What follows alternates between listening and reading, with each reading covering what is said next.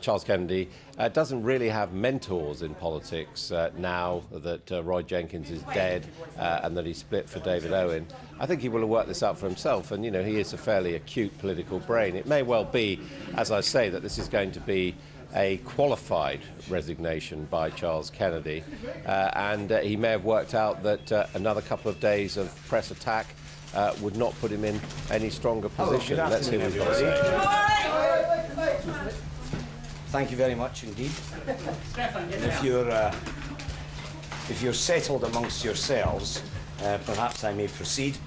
I wish to make a statement this afternoon, after having said yesterday evening, obviously, that I was sitting along with others over the leadership of the Liberal Democrats. Now, when I made my personal statement here on Thursday afternoon, I said then that I thought it was only fair to give our party members their say over my continuing leadership. So accordingly, I requested the opening of a leadership election, which the party's federal executive will be putting in train at their meeting on Monday evening next. Since then, it's been open to any other Liberal Democrat MP to announce their candidacy and to stand against me. None have decided to do so.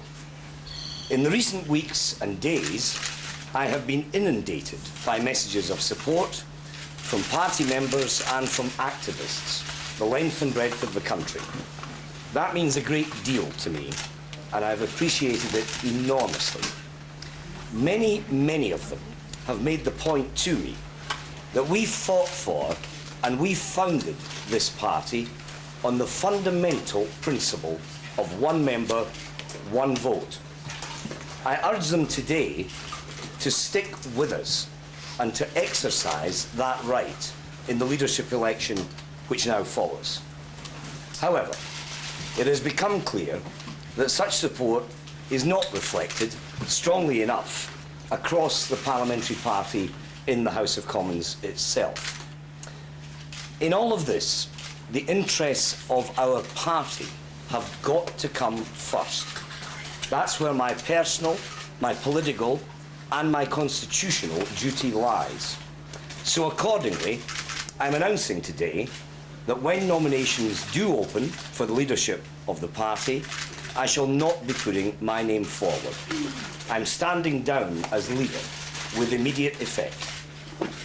I've been in politics, for far too long to be overly sentimental about this kind of moment. However, I would of course like to pay a heartfelt tribute to the many colleagues and friends who've helped sustain me through my years as party leader, inside Parliament and outside, and with whom I look forward to continue working in politics for very many years to come, at a constituency level and at a national level. Personally and politically, of course, the support of my wife Sarah and our respective families remains beyond adequate tribute, but they know the sincerity of what I'm saying today. Now, there are very important elections in front of this party, and it's essential, in my view, that we have a new, democratically elected leader in place as soon as possible to take the party forward. And that new leader can be assured of my loyal support as a backbench Liberal Democrat MP. That new leader and the party also have some serious internal political issues to address further and to resolve. And I want to say a few words about that process today. As I've acknowledged before, there's a genuine debate going on within our party.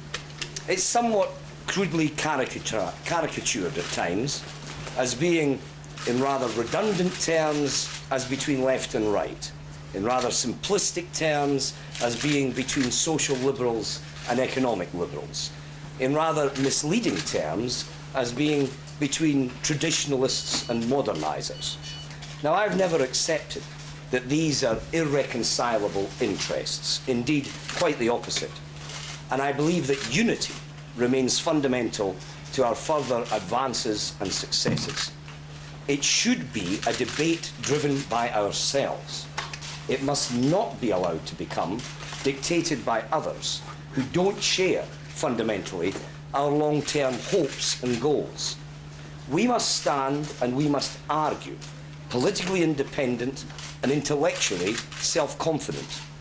And it must be based on time-honoured, sound, philosophic, liberal principles. Principles which have stood the test of time and remain not just as relevant, but even more essential in British politics today.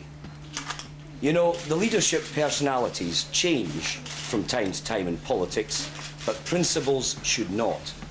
Civil liberties, justice, and the rule of international law. Britain, again seen as a force for good in the world through our unique amalgam of roles within Europe, the United Nations, and the Commonwealth. A far greater regard to our environmental challenges today and to what we bequeath to future generations, and a far fairer social deal for the have-nots in our society. Now, I look forward to continuing to contribute to that ongoing debate in due course. My sincere parting advice to the leader, to the party, and to the new leader is to keep that debate within the parameters of those principles and not to get unduly distracted by the machinations going on in other parties or what the vagaries of the British voting system may offer up at a future general election. That route, I believe, would blur our identity and turn away the very voters who are still looking to us, rightly so, as their best hope for the future. Now, it's that future which I'll continue to work with enthusiasm towards. First, for the people of Ross, Skye and Lochaber constituency, whom I'm privileged to serve at Westminster, and also for that continuing progress and success of our Liberal Democrat values, values which, when best expressed, give voice to the many who might otherwise be insufficiently heard. A new leader inherits a party with the largest House of Commons representation in the Liberal tradition for over 80 years. We secured 1 million more votes in our support at the last general election compared with the one before. We are established now as serious players in the changing reality which is three-party politics across Britain. I believe that to be a good inheritance and a great opportunity, one in which I look forward very much indeed to continuing playing my part. Thank you all very much indeed. So Charles Kennedy has resigned as of now as the leader of the Liberal Democrats. There will be an immediate leadership contest, and contrary to what he said 2 days ago, Mr. Kennedy will not put himself forward as a candidate. So his 6-year